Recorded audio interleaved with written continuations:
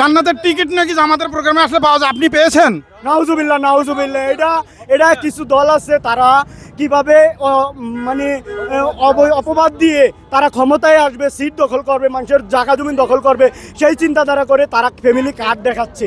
এটা সম্পূর্ণ ভুয়া, এটা সম্পূর্ণ ভুয়া, বাজে কথা। জামাত ইসলাম জান্নাতের টিকিট দিবে না, জান্নাতের রাস্তা দেখাই দিবে। জান্নাতের রাস্তায় দেশ পরিচালনা করবে, জান্নাতের রাস্তার ট্রেনে দেশটাকে উঠিয়ে দিবে। জান্নাতের টিকিট দেবে না, টিকিট করে বেটা দিতে পারবে না। জান্নাতের কোনো টিকিট আমাদের কাছে নাই, জান্নাতের টিকিট তো আল্লাহর কাছে। আমরা যদি ভালো কাজ দুনিয়াতে করি তাহলে আমরা জান্নাতের টিকিট আমাদেরকে আল্লাহ এমনি দিবেন। আমি মনে করি এটা রাজনৈতিক স্ট্যান্ডবাজি, এটা সার্বৈব মিথ্যাচার, সত্যের সাথে এর কোনো সম্পর্ক নাই। বরঞ্চ যারাই বক্তব্য দেয় তারা বিভিন্ন জায়গায় তাদের নেতাকর্মী আর দেশের জনগণকে এই কথা বলে বেড়াচ্ছে, যদি দানের শীতে ভোট দেওয়া হয় সে বিনা হিসেবে জান্নাতে যাবে। আপনারা নাকি জান্নাতের টিকিট বিক্রি করেন, কোনো টিকিট আপনাদের কাছে আছে আমি কিনবো? জান্নাতের কোনো টিকিট আমাদের কাছে নাই, জান্নাতের টিকিট তো আল্লাহর কাছে। আমরা যদি ভালো কাজ দুনিয়াতে করি তাহলে আমরা জান্নাতের টিকিট আমাদেরকে আল্লাহ এমনি দিবেন। কোনো মানুষের কাছে জান্নাতের টিকিট নাই, পৃথিবীতে কি আছে? এটা হচ্ছে ভুয়া কথা, বুঝছেন? তাহলে তারা কেন এই কথাটা বলতেছে? তারা এটা মিথ্যা কথা বলতেছে, মিথ্যা কথা বলে মানুষকে বিভ্রান্ত করতেছে। আপনি কি আর কিছু বলতে চাচ্ছেন? হ্যাঁ, একদল লোক জামাত ইসলামের ব্যাপারে একটা অপপ্রচার চালাচ্ছে, তারা জান্নাতের টিকিট বিক্রি করে। আমি মনে করি এটা রাজনৈতিক স্ট্যান্ডবাজি, এটা সার্বৈব মিথ্যাচার, সত্যের সাথে এর কোনো সম্পর্ক নাই। বরঞ্চ যারাই বক্তব্য দেয় তারা বিভিন্ন জায়গায় তাদের নেতাকর্মী আর দেশের জনগণকে এই কথা বলে বেড়াচ্ছে, যদি দানের শীতে ভোট দেওয়া হয় সে বিনা হিসেবে জান্নাতে যাবে। তাদেরকে এই কথা বলতে আমরা শুনেছি, তারা বলেছে নামাজ লাগবে না, রোজা লাগবে না, হজ লাগবে না, দানের শীষে ভোট দিলে জান্নাতে যাবে। ওরাই তো জান্নাতের টিকিট বিক্রি করছে, ওরা মিথ্যাচারিতা করছে, ওরা অবাস্তব কথা বলছে। এটা তাদের একটা রাজনৈতিক মিথ্যাচার কূটকৌশল। আমরা তাদের এই বক্তব্যের তীব্র নিন্দা এবং প্রতিবাদ জানাই। আচ্ছা, এই ধরনের অপবাদ কেন দেওয়া হচ্ছে? তাদের কোনো আদর্শ নেই, তাদের আদর্শ বিলীন হয়ে গিয়েছে, তাদের দলের পক্ষে মার্কার পক্ষে প্রচারণার জন্য কোনো উপকরণ নাই। জামাত ইসলামের বিরুদ্ধে, দাঁড়িপাল্লার বিরুদ্ধে মিথ্যাচারের মাধ্যমে তারা তাদের রাজনৈতিক কার্যক্রম পরিচালনা করছে। এটা সত্য নয়। আমরা বিশ্বাস করি জনগণ তাদের এই কূটকৌশল, জনগণ তাদের এই অপকৌশল ঘৃণা ভরে প্রত্যাখ্যান করবে এবং আগামী দিনে দাঁড়িপাল্লাকে বিপুল ভোটে ভোট দিয়ে জয়যুক্ত করবে। এই কেউ কি কোনো জান্নাতের টিকিট পাইছেন? আচ্ছা, আমরা তো বিভিন্ন দলের দেখতে পারি যে টাকা দিয়ে মানুষ নিয়ে আসে, আপনাদের কি কোনো টাকা পয়সা দিচ্ছে কিনা? জি না, আমরা নিজেই এসেছি, আমরা নিজেরাই টাকা দিয়ে এসেছি, আমরা নিজেরা খরচ করে এসেছি, আমরা নিজেরা খরচ করে মানুষকে খাইয়েছি।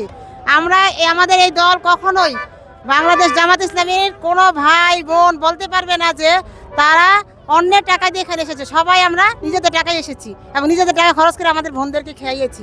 আচ্ছা, আপনি এখানে কত টাকার বিনিময়ে এসেছেন? জি, কত টাকার বিনিময়ে এসেছেন?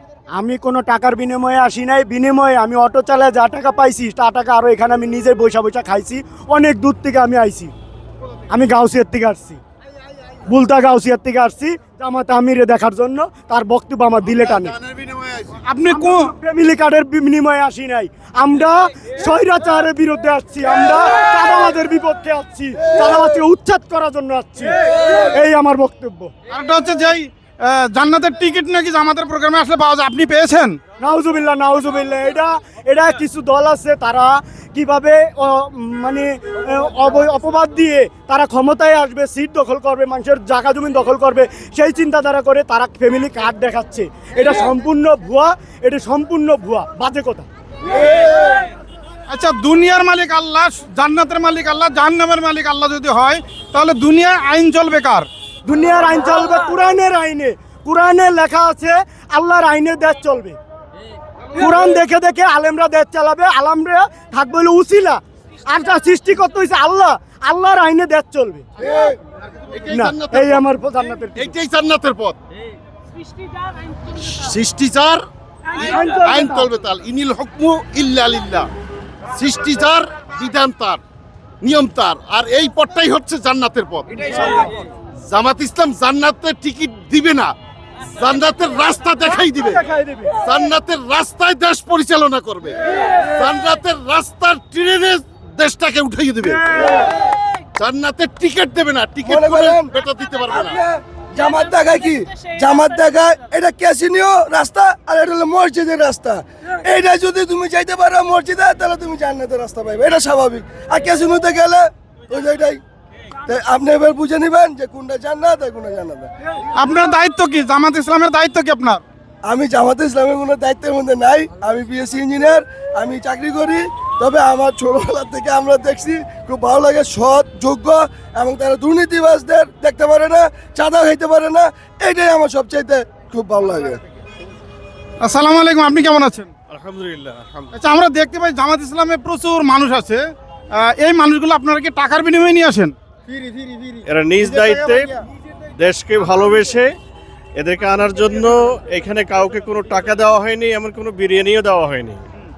এখানে দেশপ্রেম, দেশের স্বাধীনতা সার্বভৌমত্বের জন্য এবং আগামী বাংলাদেশকে দুর্নীতিমুক্ত হিসাবে গড়ে তোলার জন্য নিজ তাগিদে, ইমানি তাগিদে তারা এখানে উপস্থিত হয়েছে।